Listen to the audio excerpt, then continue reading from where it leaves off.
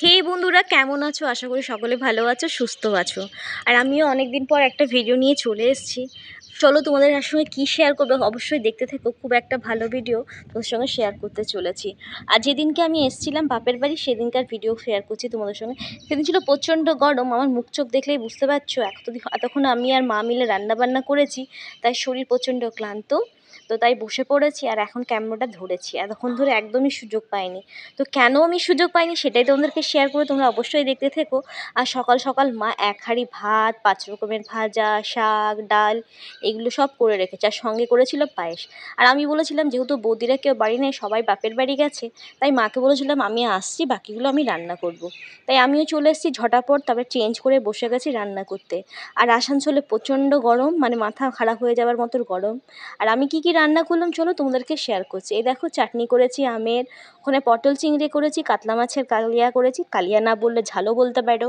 আর করেছি চিকেনের কষা, তারপরে করলাম বড়া ভাজা করেছি, চিংড়ি মাছের খোসা দিয়ে বড়া ভাজা করেছি।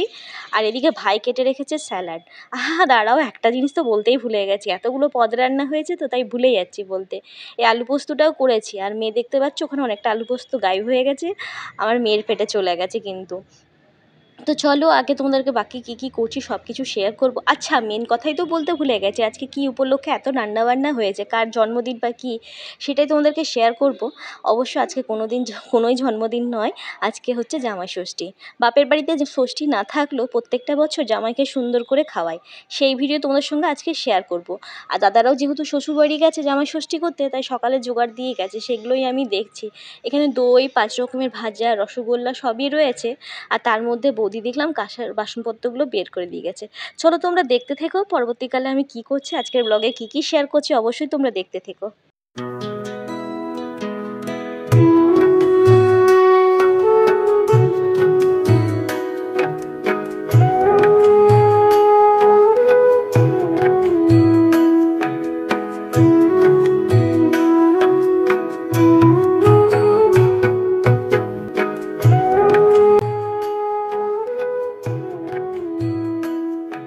ঘড়ির কাঁটায় এখন 3:30, আর পেটে সবাই এখন খিদেতে চুঁচু করছে, তাই সকলে শুয়ে পড়েছে। দেখলে খাটের মধ্যে মেয়ে ভাই সবাই শুয়ে আছে, আর মেঝেতে আমার হাজব্যান্ডও শুয়ে আছে।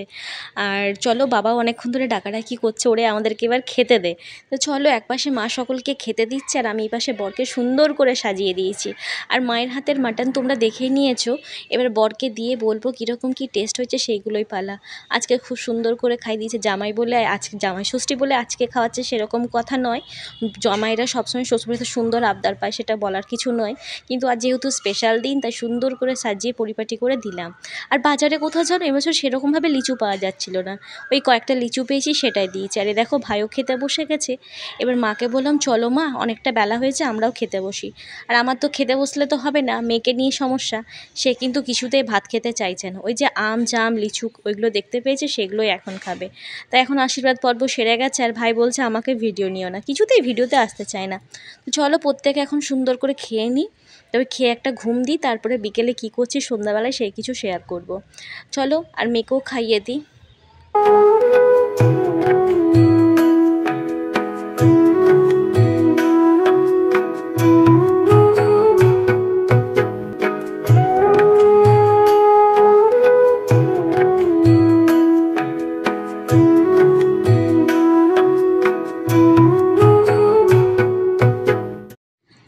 মেয়েকে খাইয়ে দেওয়া হয়েছে, বরের পাত থেকে যত রকমের ভাজাও একটাও কিন্তু খায়নি, সব আমাকে তুলে দিয়েছে। তাই আমাকে আলাদা করে আর কিছু নিতে হয়নি, বরের পাত থেকে সব কিছু নিয়ে নিয়েছি। আর সকলে গল্প করতে করতে এখন খেয়ে নিয়েছে। আর সকলে খাওয়া হয়ে পরে দুপুরবেলায়, দুপুর তখন বলা যায় না, বিকেলবেলায় সকলে শুয়ে পড়েছে হলরুমের মধ্যে। দেখো প্রচণ্ড গরম, তাই প্রত্যেকে কুলার চালিয়ে এক জায়গাতে শুয়ে পড়েছে। আর ঘুম ওই ভেতরে দেখতে পাচ্ছ আমার মেয়েও শুয়ে পড়েছে ছোটো মামার কাছে। আর ঘুম তো নয়, সব বসে বসে নানা রকমের গল্প, বাপের বাড়ি এলে যা হয় গল্প নানা রকমের। আর এখন ঘড়ির কাঁটায় 6টা বেজে গেছে, মা দেখলাম বাইরে বসে আছে, আর আমার একপাশে আমার মেয়ে ফোন দেখছে, একপাশে বর দেখছে। তো চলো, আজকের ভিডিও কেমন লাগলো তোমাদেরকে অবশ্যই কমেন্ট করে জানিও। আর চেষ্টা করবো সুন্দর সুন্দর মুহূর্তগুলো তোমাদের সঙ্গে শেয়ার করতে।